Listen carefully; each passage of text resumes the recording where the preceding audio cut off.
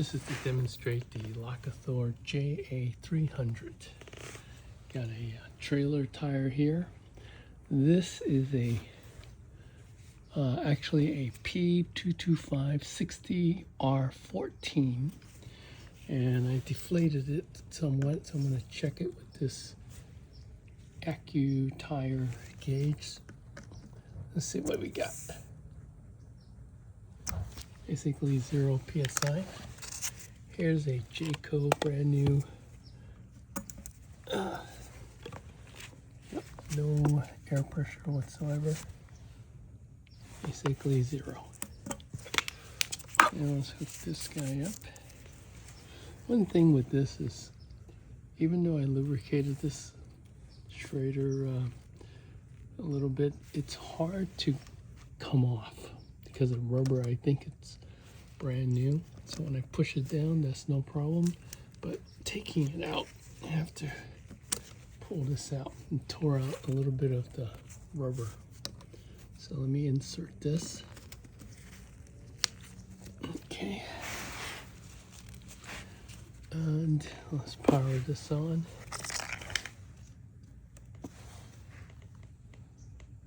I have it set to 35 psi. We'll do 36. It is important to note that before you power this on, this needs to be disconnected. So then you power it on, and that way, otherwise if there is air pressure in here, let's say it's 10 pounds, and you hook this up and then power it on, it'll zero itself at the 10 psi. So it's important to power it on before. And this thing times out in about 30 seconds or so. You gotta be somewhat prompt. Okay, so now we're reconnecting. And then I'm gonna engage the pump. This pump, when you press it once, it doesn't come on. So you have to hold, which is good. So it's connected here. Let me tighten this. And let me hit pump, hold.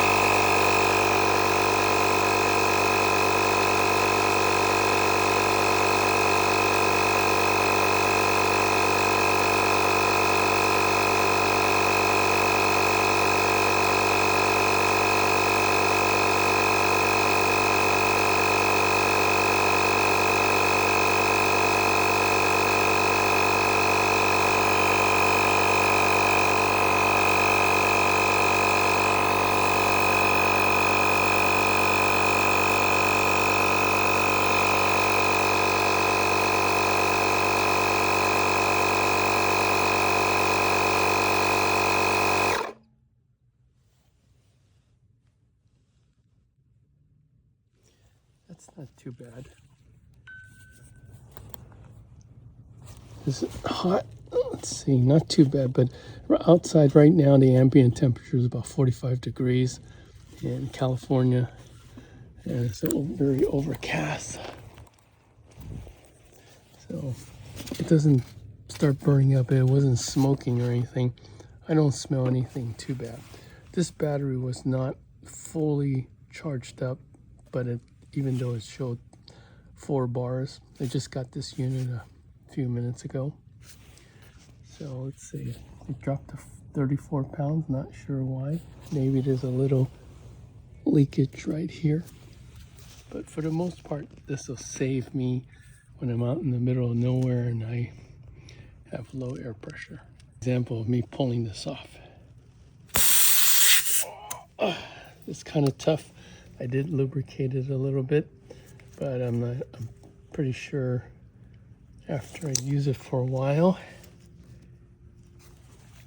it may get better over time. I don't know if you can see the inside. The rubber's fairly thick and it looks pretty decent. I think after a few uses it'll loosen up. This thing screws on over here pretty easily. And in case you don't know, just in case, if your battery is full zero flat, less than 1 volt, the override for the output of the charge port cables is by holding this button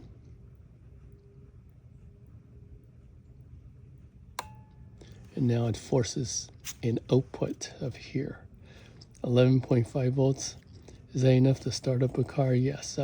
I've used this model many times. And even at 11.5, it will start a V6 3.0 Nissan, for example. And to turn it off, you just hit it once. And that's the beauty of this. This is safer. Rather than many of them have the boost button on the part that plugs in here and it gets in the way. This has rubber feet anti-slip, which is pretty good. The handle may get in the way if you have a small vehicle and trying to tuck this into the spare tire area, which I normally do, but it makes it handy to carry. Let me turn this off. There we go. And then this on-off button actually works. Just hold it for like 3-4 seconds and it'll turn power off. Other models, other brands that I've used, it doesn't have a power off. You just have to wait for it to time out. That's not very good.